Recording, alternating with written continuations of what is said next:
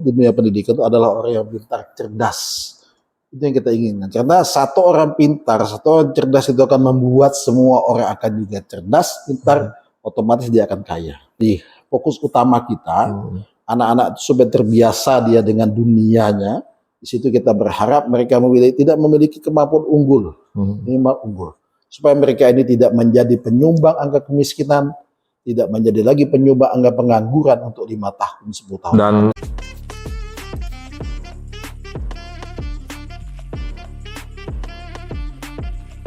Assalamualaikum warahmatullahi wabarakatuh. Salam jumpa lagi bersama saya Charles Siahaan dalam acara bincang-bincang dengan pejabat di Kutai Kartanegara. Pak, jadi gini, kalau kita lihat dari Kutai Kartanegara ini kan dulu kan dikenal dengan Mula Warman, misalnya kerajaan. Peradabannya peradaban yang tua.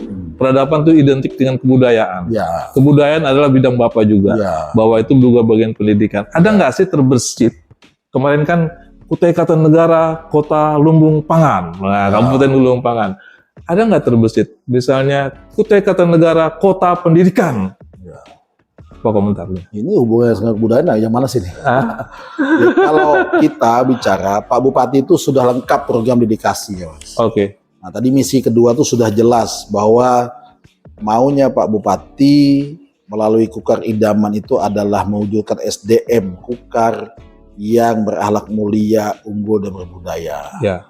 Nah, di salah satunya tadi kalau kita bicara budaya, kita ada program yang namanya Kukar Berbudaya. Kukar Berbudaya. Sudah ada. Sudah ada. Nah, kemudian apa yang dilakukan oleh Dinas Pendidikan dan Kebudayaan kita sebagai leading sektor yang menangani kebudayaan ini, kita kemarin juga seperti penanganan warisan budaya. Setiap tahun kita mengajukan warisan budaya tak benda. Ya. Udah pernah dengar ya?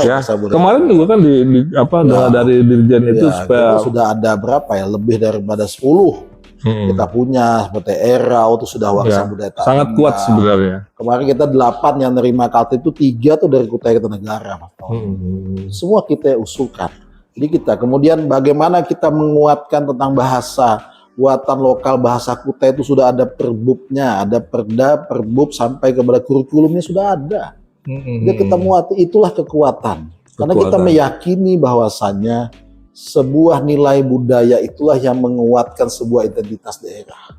Nah, kalau daerah ini tidak memiliki kekuatan di bidang budaya, kita khawatir identitasnya daerah itu akan hilang. Artinya sekarang kita ini konsep di dunia pendidikan itu sudah pure, sudah tinggi lah ya. Artinya walaupun ini jadi kota pendidikan, kita memang harus menerima itu, bagus. Ya, budaya tetap. Karena itu investasi masa depan yang sangat luar biasa. Ya, tadi berakhlak mulia, unggul dan berbudaya. Berakhlak mulia, unggul dan masuk surga itu Pak. Amin. Pasti Pak Bupati yang punya visi Oke, Pak, kita coba masuk ke pertanyaan singkat jawab Pak ya. Artinya ada kuis singkat cepat aja jawabnya. Ya, secepat apa ya? Iya, secepat. Saya pertama, kaya atau pintar? Pintar, Mas. Tradisional atau modern? Tradisional. Beasiswa atau kuliah gratis? Beasiswa. Beasiswa. Coba Pak dielaborasi itu apa tadi maksudnya? Ya, kalau orang kaya itu kan Mas banyak hal lah. Karena kan zaman per zaman ini beda gitu. Tapi namanya orang pintar itu akan tetap melegenda ketimbang orang kaya. Yang kita ciptakan itu adalah orang pintar. Kita tidak ingin menciptakan orang kaya.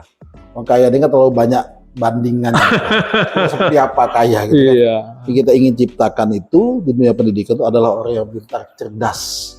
Itu yang kita inginkan. Karena satu orang pintar, satu orang cerdas itu akan membuat semua orang akan juga cerdas, pintar, otomatis dia akan kaya. Luar biasa. Saya harus kasih salam dulu. Iya, ini menarik sekali karena percakapannya cukup cukup menarik lah, cukup tangguh lah ya Pak ini. Pak Tauhid. Sekarang kita masuk ke beasiswa, Pak. Beasiswa tuh kita dengar sih ceritanya bahwa ya masih banyak lah yang anak-anak kita yang di desa misalnya akan kesulitan akses dalam soal beasiswa ini. Nah, sebenarnya gimana beasiswa kita? Mungkin bisa diceritakan. Beasiswa itu banyak, Mas. Ya. Kalau kita Dinas Pendidikan itu menangani beasiswa khusus siswa yang sampai pada level SMP.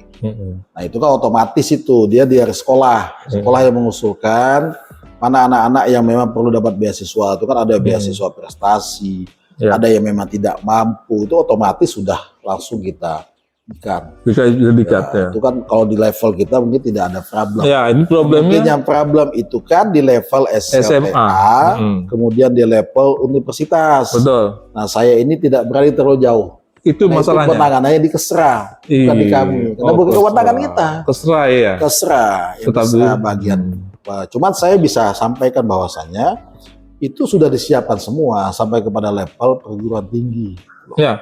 Tinggi untuk memberikan beasiswanya. Cuma secara teknis mungkin apakah ya tentu kan namanya beasiswa kan harus ada syarat-syarat tertentu. Ini nggak dianggap sebagai kemandekan. Jadi misalnya katakanlah begini, begitu dia tamat SMA, begitu tamat SMA dia kesulitan, dia mau ke Jawa apalagi biaya lebih mahal, apa mau kuliah di Kutai Kartanegara atau di Tenggarong sedikit sekali kapasitas daya tampungnya. Jadi begini. Jadi ini kan jadi problem. Ada program kita kerjasama dengan beberapa perguruan tinggi. Ada beberapa, cuman saya katakan tadi saya tidak tahu persis ya yang sudah terikat di mana karena Kesra yang tahu itu ada. Jadi memang ada siswa-siswa kita yang sudah kita sekolahkan, kita biayai dengan dana CSR perusahaan, dari dana pemerintah. CSR perusahaan ya? Ya, kalau SMA itu kita punya, yang setahu saya yang pernah sempat kita ikuti, kalau di SLTA, itu ada SMK Wikrama Bogor. Itu sudah banyak siswa kita kirim ke sana, atas biaya kita. Gratis mereka di sana. Nah, kita kan terlibatnya dalam hal mencari siapa sih anak-anak SLTA yang bagus. Tapi keputusannya tetap nanti melalui Kesra, kemudian lewat CSR perusahaan, lewat dana pemerintah juga. Itu sudah ada SMK Wikrama Bogor. Mereka sekolahnya di sana. Nggak ada niat untuk membangun universitas baru di...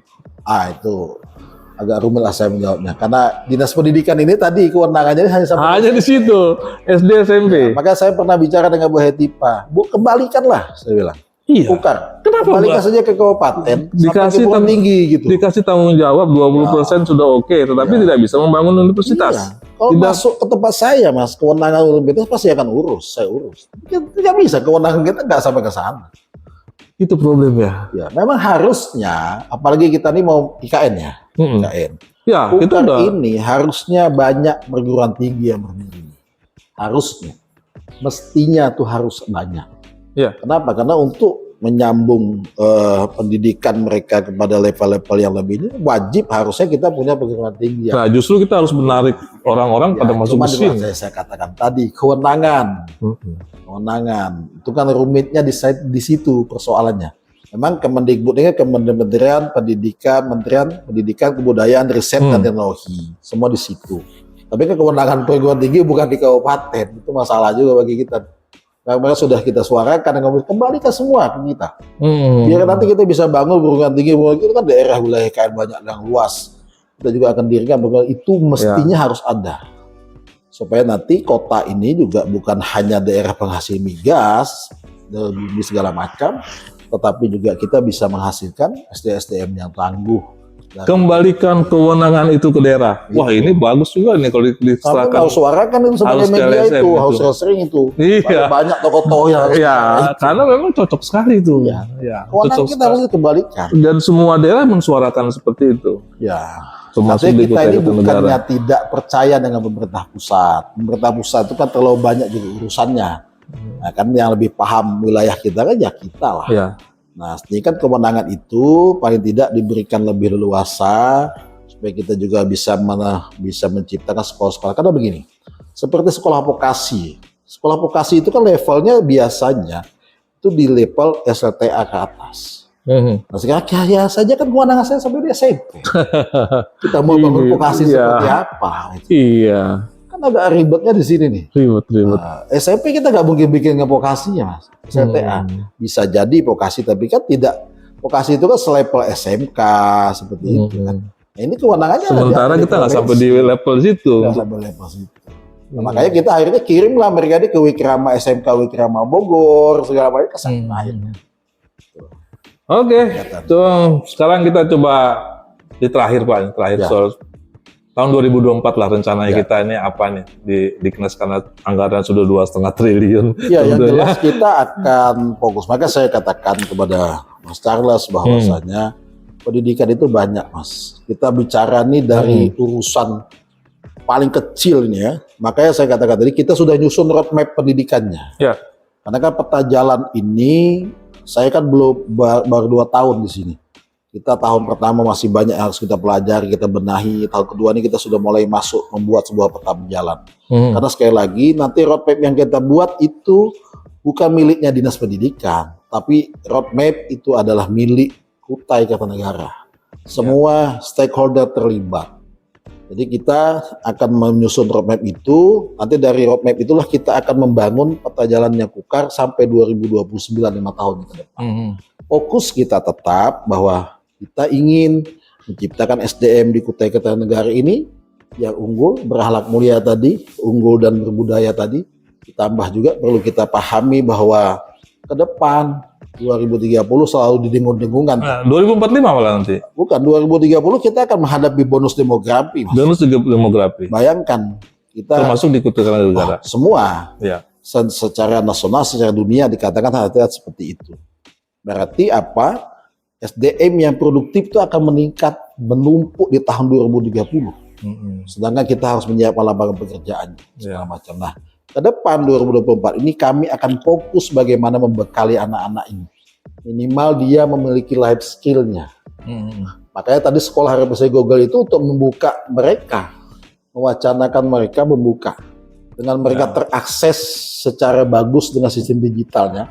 Karena kalau dia tidak Google kan kita bisa melihat dunia luar anak-anak ini. Jendela dunia. Minimal dia memiliki kemampuan tidak takut menghadapi laptop, tidak menghadapi dunia maya hanya sekedar main gadget saja. Tapi kita arahkan bagaimana mereka bisa memiliki kemampuan sehingga nanti pada saat mereka sudah di STTA, perguruan tinggi, daya kemampuan kompetisi mereka untuk menghadapi dunia ini bisa kuat. Nah, pendidikan itu tidak bicara besok, tapi bicara Masa depan. tahun, bisa masa depan yang akan datang. Nah, itu yang fokus kita nanti di 2024. Kita ingin betul-betul semua guru memahami ini, kita sediakan semua sarananya, kita bangun sistemnya supaya nanti SDM kita di Kukar ini betul-betul siap menghadapi masa depan yang lebih rumit daripada zamannya Mas Charles. Zaman saya dulu belum ada jet, jadi Iya. jadi Ya kan anak lahir saja sudah kena gadget. Nah, sekarang kita harus masuk ke dunia mereka. oh ya, Yang belajar, Mas, sebenarnya hari ini tuh kita ya. yang belajar kepada anak-anak itu. Iya. Nah, kita berikanlah mereka hidup di zamannya. Zaman sekarang zaman digital. Iya. Kita berikan mereka pelajaran tentang itu. Kita harusnya belajar, bukan mereka yang belajar. Kita kalah dengan anak itu kalau kita bicara gadget. Bicara dunia digital, Ya. tertinggal jauh kita. Zaman kita tidak bisa kita jamakan dengan zamannya anak-anak sekarang. Nah, ini akan dierupsi digital itu akan menghantam anak-anak kita ini 5 tahun, 10 tahun yang akan datang. Ini yang kita sedang persiapkan. Sebagai orang tua juga harus siap gitu untuk soal itu. Ya, makanya tadi sekolah bahasa Google itu menjadi fokus utama kita. Anak-anak itu sudah terbiasa dia dengan dunianya. Di situ kita berharap mereka tidak memiliki kemampuan unggul, minimal unggul.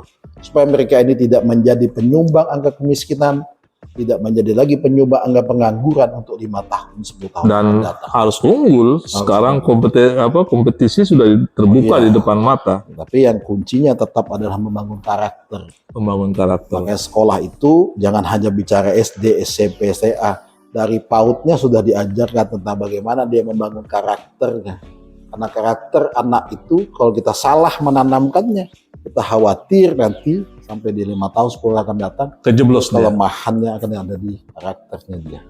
Ya itu. Baik, terima kasih Pak Tauhid Apriliana Nur. Kita sudah berbincang-bincang selama lebih 30 menit. Mungkin itu dia cukup menarik bahwa akhirnya dunia pendidikan memang terlihat sekali konsentrasi yang sangat luar biasa diberikan oleh pemerintah Kabupaten Kutai Tenggara dan melalui Dinas Pendidikan dan Kebudayaan di daerah ini.